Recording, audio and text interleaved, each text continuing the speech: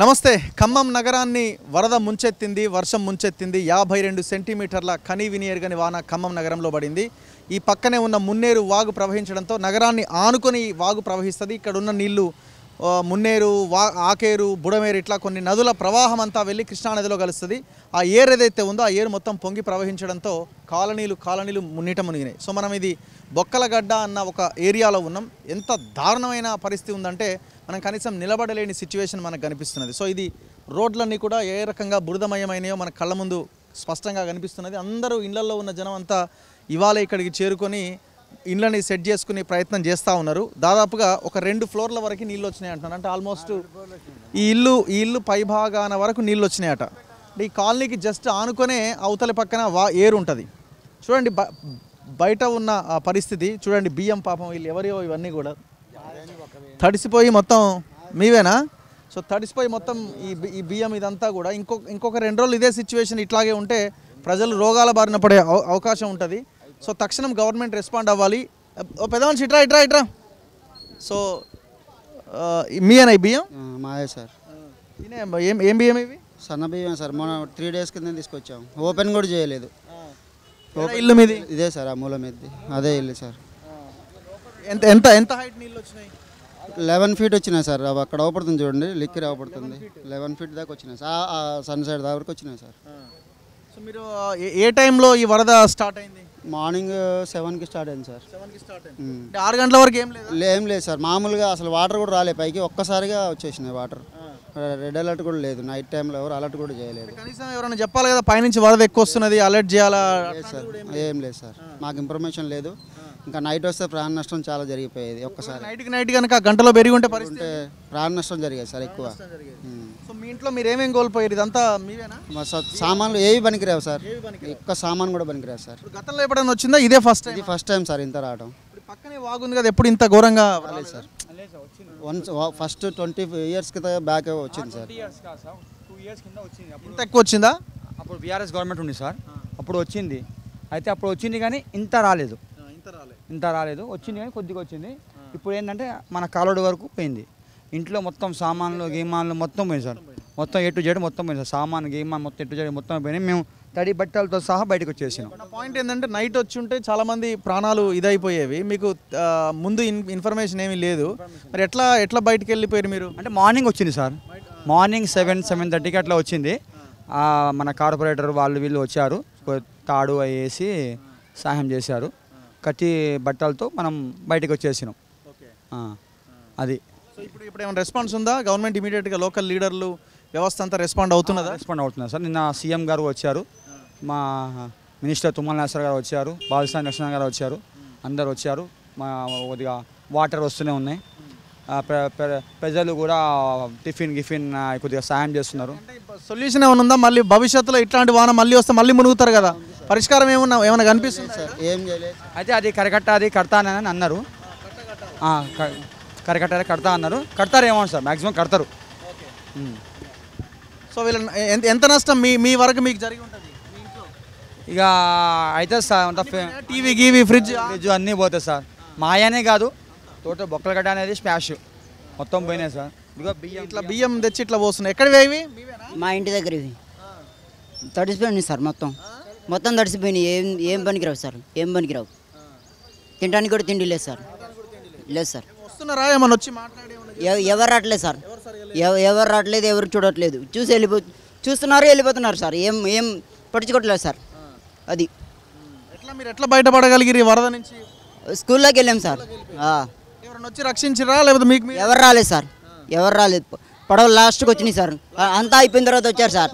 అంతా అయిపోయిన తర్వాత వచ్చి పెళ్లి కూతురుని చూసినట్టు చూసి వెళ్ళిపోయారు సార్. అది జరిగింది. సౌకర్యం కూడా ఏమి లేదు. తినడానికి తిండి కూడా లేదు. మీరు ఇంతవరకు ఎంత టైం? నేను ఒకటైతున్నది. ఎవరు కూడా అందించే వాళ్ళు లేవు. మంచినీళ్ళు కూడా లేవు, ఏమి కూడా లేవు. ఏడికి పోయేస్తున్నారు? ఏడికి పోవటంలో రాత్రి పండుకోవటానికి కరెంట్ లేదు, తినటానికి అన్నం లేదు. అన్నం పెట్టలేదా ఎవరు? సాయంత్రం పూట కరెంట్ లేదు. తెలిసిన వాళ్ళ ఇంటికి పోయి వచ్చినాం. తెలిసిన వాళ్ళ ఇంటికి పోయారు. మరి ఇప్పుడు ఇల్లు ఎట్లుంది ఇక్కడ? అంత ఘోరం ఉంది సారు. ఇంకా కడుక్కోలేదు ఇల్లు. కడుక్కోలే? అంత ఘోరం ఉంది. చూడలేము ఇల్లు కట్టడానికి బట్టలు కూడా లేవు ఇంట్లో. బట్టలు కూడా లేవు. ఉమ్. మరి ఎవరైనా వచ్చి ఎట్లున్నారు ఏమని అడిగిరా ఎవరన్నా? నాకెవరు లేరు సార్. ఎవరు లేరు. గెలిపించి మాకు శిక్ష. ఇంత ముందు వాళ్ళందరూ ఉండగా మాటే నాగేశ్వరరావు కానీ తోటరావు కానీ వాళ్ళు ఉన్నంతసేపు మమ్మల్ని లేదు. ఏమంతా రెడ్డి అని గెలిపించినాక ఇంకా సారు చీరలు ఇచ్చారు, తలకు చీర ఏమన్నా ఉమెన్స్ కాలేజీలు ఇచ్చారు, మగ చీరలు ఇచ్చారు. మీది ఎక్కడ బ్రదర్? ఇక్కడ ఇదే ఇల్లు. ఎట్లా ఉంది లోపలంతా? మొత్తం తడిసిపోయి ముద్దలు అయిపోయినాయి, గొడ్డలు గేటలు మొత్తం. మీరు ఎవరెవరు ఉంటారమ్మా ఇంట్లో? అయ్యా నేను ఒక ఇంట్లో కిరాయికి ఉంటా. నా చిన్న బిడ్డ మొగుడు లేడు, 2 పిల్లలు ఉంటారు. మొత్తాన్ని ఎవరు కట్టిస్తా అన్నారు? ఇదేనా లీడర్ కట్టిస్తున్నాను సార్. కట్టివ్వలేదు సార్. దెంగరు నాయకులు ఇండ్లు ఏం లేవా? లేవు సారు, గరీబులం. ఎట్లా భోజనం ఎట్లా తిన్నారా మరి? సారు ఎవరైనా తీసుకొచ్చి పెడుతున్నాం, తింటున్నాం, లేకపోతే లేదు. ఎవరో వచ్చి కార్లో వచ్చి ఇచ్చి వెళ్ళిపోతున్నారు సార్. అది మీకు ఎంత నష్టం జరిగింది? రైసు గుడ్డలు పేటలు మొత్తం తడిసి మొత్తం అయిపోయి మొత్తం తీసుకొచ్చి ఫ్రిడ్జ్, టీవీ, ఫర్నిచర్ పూరా తీసుకొచ్చి బయట పడేసినాం. ఏమైనా పనికి రాకుండా గుడ్డలే మిగిలినాయి, మాకు బట్టలే మిగిలి ఏమి లేదు అల్లో. ఎవరైనా వచ్చిరా ఉదయం నుంచి? ఏమన్నా లీడర్లు, లోకల్ లీడర్లో లేకపోతే తుమ్మల నాగేశ్వర ఈ కాలనీకి వచ్చిండా? వచ్చారు. ఏమంటాడు? ఏమన్నా చూసుకుంటూ వెళ్ళిపోయారు అంతే, మామూలుగా చూసుకుంటూ వెళ్ళిపోయారు, ఏం చెప్పలేదు. ఎట్లా మీకు భోజనం ఏర్పాటు చేసిరా? ఇంకేం ఏర్పాటు చేయలేదు ఇంకా నో పాల ప్యాకెట్స్ కానీ ఇప్పుడు ఇంకేది లేదు. మరి పిల్లలు ఉన్న వాళ్ళ పరిస్థితి ఏంది? ఇంకా పిల్లలు అసలు ఏడుస్తున్నారు, వాళ్ళకి ఆకలి దారుణంగా ఉంది, మంచి లేవు, తినడానికి ఏం లేదు, ఏడుస్తున్నారు. సో సిచ్యువేషన్ చాలా వరస్ట్గా ఉంది. ఇవి ఇప్పుడు మీ బస్తా మీదేనా? నువ్వే ఇప్పుడే తీసుకొచ్చేసినండి. మొత్తం అసలు అలాంటివి ఒక 5-6 బస్తాలు ఉన్నాయి ఇంక ఇంట్లోనే. డివైడ్ చేసి ఏం చేస్తాం, మనుషులు తప్ప ఏం మిగలలే. ఇక పట్టించుకుంటున్నారా ఎవరన్నా? నిన్న వచ్చిండు సీఎం, అది అన్నాడు ఇది అన్నాడు, మరి ఏం చేస్తాడో చూడాలి. ఇక తక్షణ సాయం 10,000 అంటారు, ఎంతవరకు వచ్చిన వాళ్ళు లేడు, ఏం లేదు. కనీసం ఫుడ్ మార్నింగ్ ఆఫ్టర్ కొద్దిగా ఇత్తనే ఉన్నారు అంటే బయట వాళ్ళు కూడా కొంతమంది చేసుకొచ్చి ఫుడ్ వరకు కొద్దిగా ఏదో చేస్తారు. ఇప్పుడు ఏదో కూరగాయలు అంటారు, అదంటారు ఇదంటారు, నిత్యావసర ఇంతవరకు అయితే ఏం రావట్లేదు. అది పరిస్థితి. మళ్ళీ ఇప్పుడు ఇవన్నీ మళ్ళీ మీరు కొనుక్కోవాలా? మళ్ళీ ఇప్పుడు ఇంట్లో ఉన్న టీవీలు అంతా అసలు ఏమి మనుషులే మిగిలినామండి. ఎంతవరకు వచ్చి ఉంటుంది? ఫస్ట్ ఫ్లోర్ ఏరియా అయితే ఫస్ట్ ఫ్లోర్ వచ్చింది. ఆ డీమార్ట్ కాడికి వచ్చినాయి నీళ్ళు, అక్కడ నడుము లోతు వచ్చినాయి, పెట్రోల్ బంక్ కాడ దాకా వచ్చినాయి.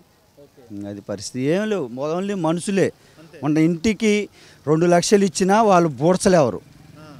ఇంటికి 2 లక్షలు ఇచ్చినా ఈ నష్టం అనేది పూడ్చలేవరు. కాకపోతే ఇక మరి తప్పదు కాబట్టి అది ఏం చేస్తారో చూడాలి.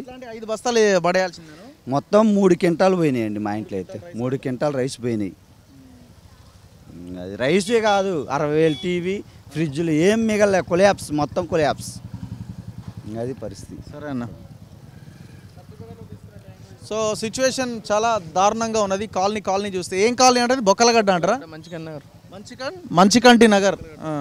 ఏం రిపీట్లు తీసుకునే టైం కూడా ఇవ్వాలి అసలు, మొత్తం దానిపోయింది. ఎవరివి? మా మేడాని.